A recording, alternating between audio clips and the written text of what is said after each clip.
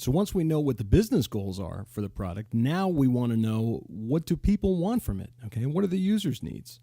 What are they after? What's the value that gets provided to them in this equation, right? Because as I am very fond of saying, user experience and user experience design, what you're doing is you're creating a value loop. If value goes out to the people that use the product, it's highly likely that value will come back to you as the creator or the organization, the company that is sponsoring the product, that's investing in the product. Value out, value back in. So users are kind of split into two segments, okay? And the first of those is business to business.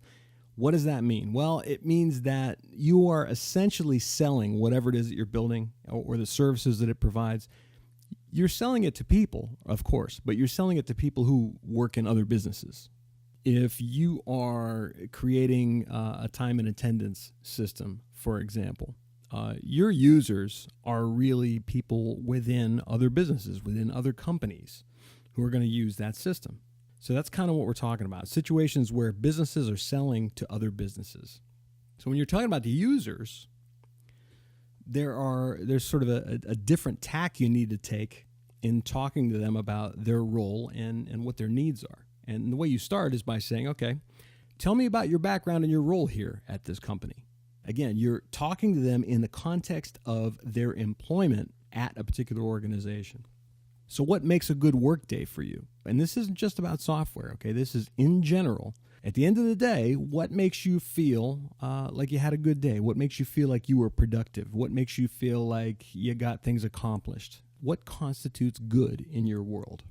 Next, you want to talk about the specific functions or specific processes that this product you're designing will address. You want to say, okay, how does this function or this process work here at your company currently?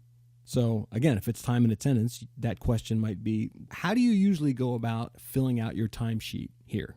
Walk me through that process. That's essentially what you're asking them. And by the same token, what are the different groups and roles involved in that process, right? How do they all work together?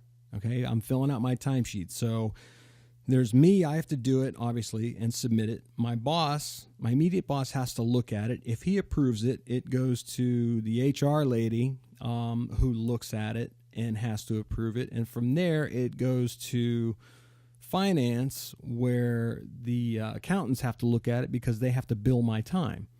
All right, so what you're looking for there is how many people are sort of involved in the process. There's information that's being gathered. You're filling in something and you're sharing that information. How many people need to use that information? That's an important question because you want to find out how you can best serve up that stuff to every involved party.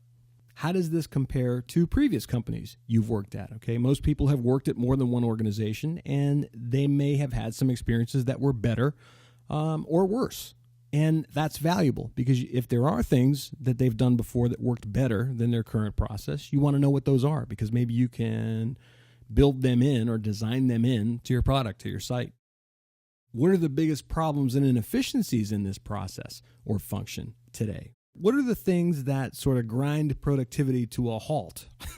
What stops everybody in their tracks routinely, right? What problems do you have in doing this?